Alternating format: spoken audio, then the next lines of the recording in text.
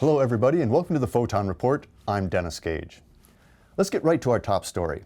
You may not be aware of it, but there was recently a brazen assassination attempt right here in the Hoosier State. The target was the rooftop solar industry, and the perpetrators were a shadowy group funded by the monopoly utility companies. Representatives of the state government have even been implicated in this conspiracy. Okay, so maybe that's a little dramatic, but this is the web, and I've only got a few seconds to grab your attention before you're off to some piano-playing cat video. But trust me, this is important, and if you stick with me just a little bit longer, I promise you a piano-playing cat video at the end. So here's the deal. Rooftop solar owners represent 0.02% of utility customers in the state. That's so small it doesn't even show up on a pie chart, which you would think was pretty inconsequential, but apparently it's not, at least to the monopoly utility companies. And this whole thing is fraught with palace intrigue worthy of an episode of House of Cards.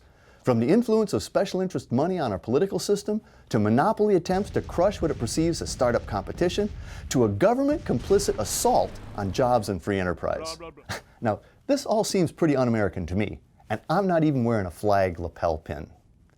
This all started when a bill magically appeared in the Energy, Utilities, and Telecommunications Subcommittee, HB 1320, which would have virtually killed rooftop solar in Indiana.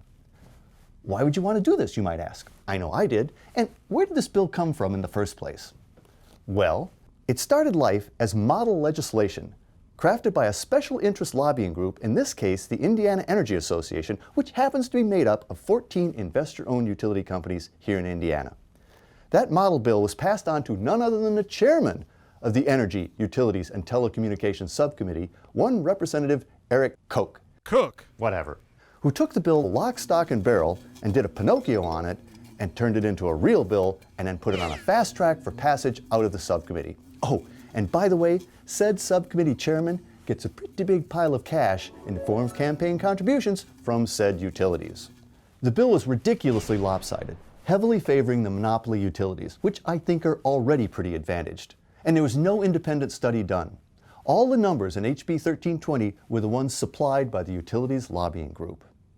And in spite of growing grassroots opposition to this sweetheart deal for the utilities, which culminated in a subcommittee hearing wherein 100 people showed up to speak in opposition to the bill, and only one, count 'em one, individual, the head of the utilities lobbying group, spoke in favor of it, the bill still passed 9-4 along party lines and was on a rocket ship for passage the following week by the full assembly.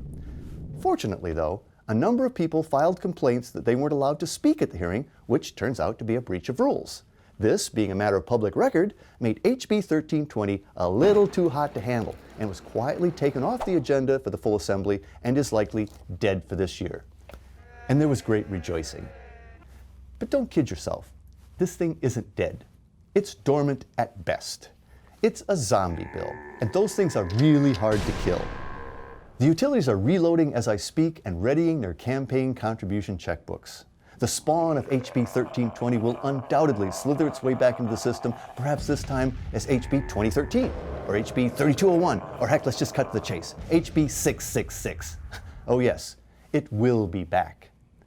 And I don't think that's necessarily all bad. The issues surrounding this are not black and white, and there are points to be made on each side. I'm just saying that whatever is done should be vetted in the full light of day and based on data generated from an independent study, rather than just on numbers served up by the utilities lobbying group and then ramrodded through the legislature under the cover of darkness. So that's why we're here, to help educate and inform fellow Hoosiers about the utilities' war on rooftop solar and the scourge of special interest money on our political system. If you'd like to be part of the Fauxton Nation, we'd love to have you. Join the Fauxton Nation. Join the fight.